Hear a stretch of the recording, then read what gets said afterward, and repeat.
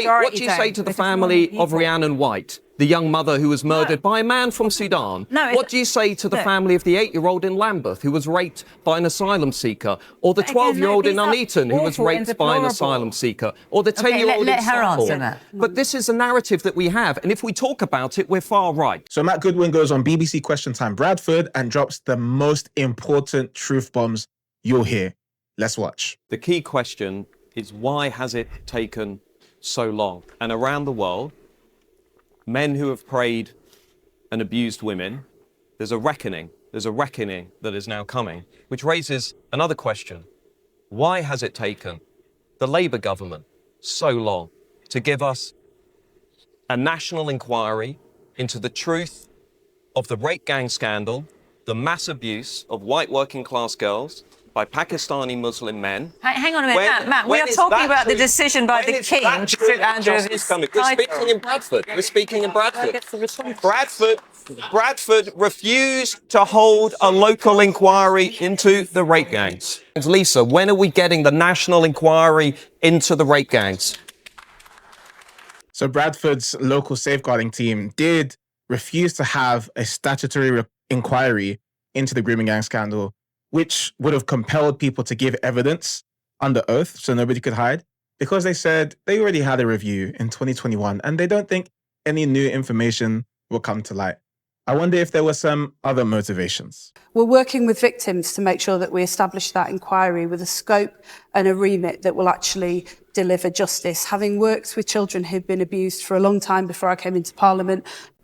Bear in mind, 4 of the victims who were part of the Labour inquiry have stepped down because they said they were being censored. And having stood up for girls who've been groomed. And I have to say this to you, Matt, right? These girls who were groomed over a long period of time in many parts of the country, they weren't believed for 3 reasons. They weren't believed because they were young, they weren't believed because they were female, and they weren't believed because they were working class. And I can tell you, having worked with young working class girls from both white and Pakistani backgrounds who were the victims of those grooming gangs, you do us no favours when you try to make this just a party political. Lisa, no, there's a...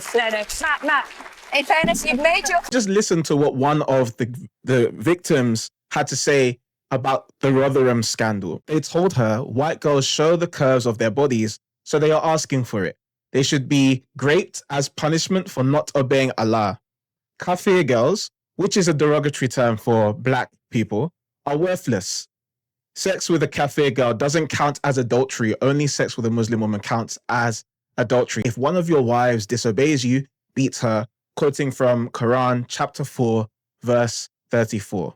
So tell me again how it was just because they were young, female and working class? But I really want to pull you up, Matt, on this point about saying they're often breaking laws. There are, of course, some people that are doing things that are deplorable and wrong and they need to be deported and put in jail and the rest of it.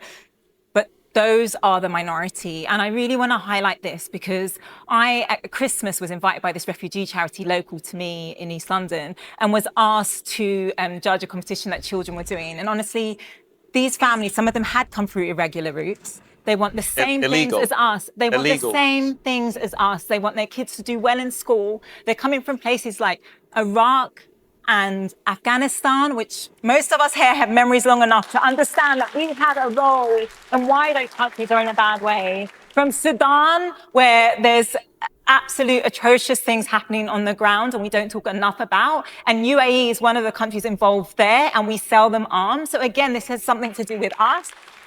You wouldn't think that the UK has taken in hundreds of thousands of asylum seekers from all over the world in the past couple of years. We still need to erase the guilt inherited from Tony Blair and his policies.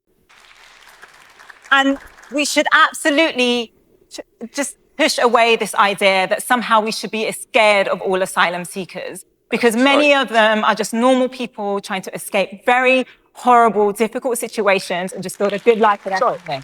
Just briefly. No, you said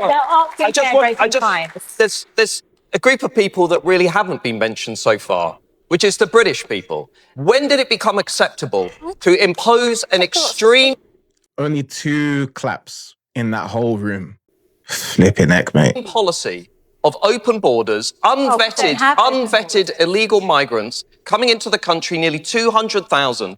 On the current trends, by the next general election, on the current trends, we will have another 181,000 illegal migrants coming into this country over the next few years. You say they don't commit crime, violence, etc. What do you say to the family of Rhiannon White, the young mother who was murdered by a man from Sudan? What do you say to the family of the 8-year-old in Lambeth who was raped by an asylum seeker? Or the 12-year-old in Nuneaton who was raped by an asylum seeker? Or the 10-year-old in Stockport? But this is a narrative that we have. And if we talk about it, we're far right. If we talk about it, we're racist. And by the way, Lisa, your leader, Keir Starmer, just stood at Labour Party conference and said, if you are voting for the Reform Party, if you want to change this country, you're far right, you're Nazi, you're fascist. No, that's what he said. Sorry, well, OK, well, you've said what you think. Now, let me tell you what actually happened. See, the thing is, Matt, that I grew up in Manchester in the 1980s. My dad came to this country from India, and we were, and remain, a proud, diverse city that has been strengthened by waves of immigration. And I just say to you... Not by the people crossing the boats, though. I'd imagine your family didn't come over here on a boat. And if they did, then they shouldn't have been allowed to stay. I've seen this playbook before. I agree absolutely with Pfizer that the cases that you mentioned are absolutely appalling, horrific, disgraceful. And that's why in one of the cases that you meant that isn't a live court case at police investigation at the moment, we took swift action and we removed the guy from the country. But let me just say this to you. I've seen this before. When I was growing up in Manchester, my dad used to debate with Enoch Powell, and we heard the way in which people tried to tar every single person who didn't look like them or sound like them or come from the same place with them as somehow a threat. What you're doing is trying to create fear and distrust and division. Because that's the only way that you and your friends can thrive. You have no answers to the very many challenges. No, I'm not just going to sit here and be compared to Enoch Powell. Let me finish. Matt, wait. They always try this tactic to make it seem like everybody coming into the country is just like us. They have the same culture. We all have the same values. But let's actually look at what the data shows, right?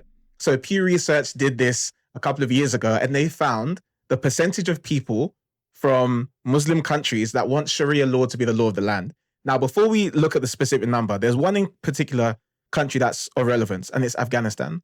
The reason why we should look at Afghanistan is because they are the country with the single highest number of boat crossers entering into the UK. And just take a look. 99% of Afghans want Sharia law to be the law of the land. So that means 99% of the Afghan boat crossers coming over to the UK would also want Sharia law to be the law of the land. So if we look at women's rights, in the UK, men and women have full legal equality before the law. Whereas in Afghanistan, Sharia law, girls are not allowed in secondary schools or universities, loads of government jobs. They have to cover up. They can't travel long distances without a male guardian. They can't even go to the gym, right? The penalty for changing religion in Afghanistan is a capital offense, potentially punishable by death. Whereas in the UK, you can change religion as much as you like with no legal consequence. Dress codes, women have to cover up, no dress codes here. Marriage laws, polygamy is rampant in Sharia law countries, in Afghanistan in particular. And it's very difficult for a woman to get a divorce, even if her husband is beating her, as you can see just below, which is also allowed in Sharia law. Now, this is completely contradictory to everything Britain stands for. How do you know that this problem isn't actually much wider spread than you think? Let's just take one example. So Dewsbury, the central mosque in Dewsbury, Markazi Masjid, is connected to the Tablighi Jamaat, which is the largest Muslim organization in the world. Just for context, they attract twice as many people to their global conference as the number of Muslims that go to Mecca each year. So it's massive. Their European central headquarters is in England, okay? The movement that founded them is connected to over half of the mosques in the UK. Their central office in Dewsbury. In this mosque, you could go into this mosque and see they want to see a Muslim caliphate in this mosque in England.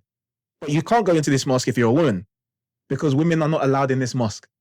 And if you see some of the literature that comes out of that mosque, you'll see that it's completely antithetical to British culture.